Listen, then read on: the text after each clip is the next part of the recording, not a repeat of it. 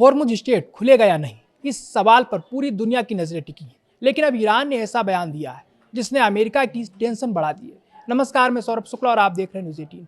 Iran ने साफ कह दिया है, जब तक अमेरिका अपना आक्रामक रवैया नहीं छोड़ता तब तक होर्मुज नहीं खुलेगा। यानी जिस समुद्री रास्ते को खोलने के लिए अमेरिका लगातार दबाव बना रहा है, उसी रास्ते पर ईरान के अब नए शर्त आ गए, नए नियम आ गए। उसने नई शर्त रख दी अमेरिका के सामने है, जिसे पार करना अमेरिका के लिए आसान नहीं होगा।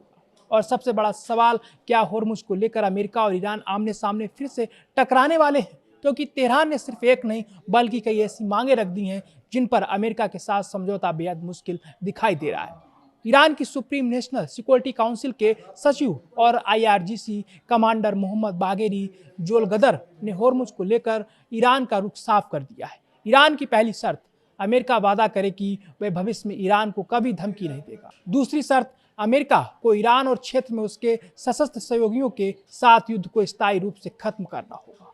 तीसरी शर्त, ईरानी बंदरगाहों की नौसैनिक नाकेबंदी खत्म करनी होगी और इलाके से अमेरिकी सेना को वापस बुलाना होगा। लेकिन ईरान यही नहीं रुका। तेहरान ने अमेरिका से युद्ध में हुए नुकसान की पूरी भरपाई की मांग भी कर दी है।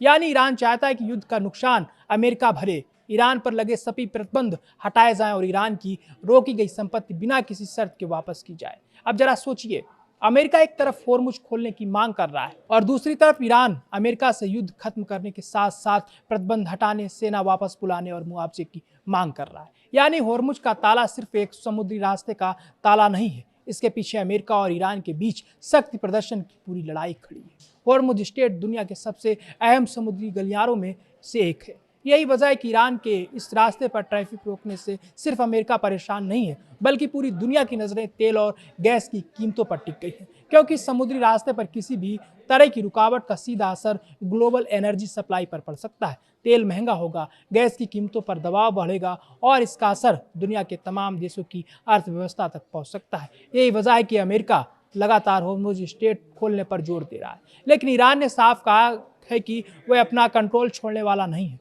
ईरान का कहना है कि वह ओमान के साथ होर्मुज के प्रबंधन को लेकर समझौते के करीब है, लेकिन तेहरान ने इस समझौते को होर्मुज खोलने से जोड़ने से इनकार कर दिया है। यानी ईरान एक तरफ बातचीत का रास्ता खुला रख रहा है, लेकिन दूसरी तरफ अमेरिका को साफ संदेश भी दे रहा है, दबाव डालोगे तो होर्मुज नहीं खुलेगा। ईरान के राष्ट्रपति मसूद पेजेश्कियान ने भी कहा है कि तेहरान अमेरिका के साथ हुए MOU के तहत शांति के रास्ते पर आगे बढ़ सकता है, लेकिन इसके लिए वाशिंगटन को भरोसे का माहौल बनाना होगा और अगर दूसरा पक्ष बल का इस्तेमाल करना चाहता है तो ईरान इसे स्वीकार नहीं करेगा।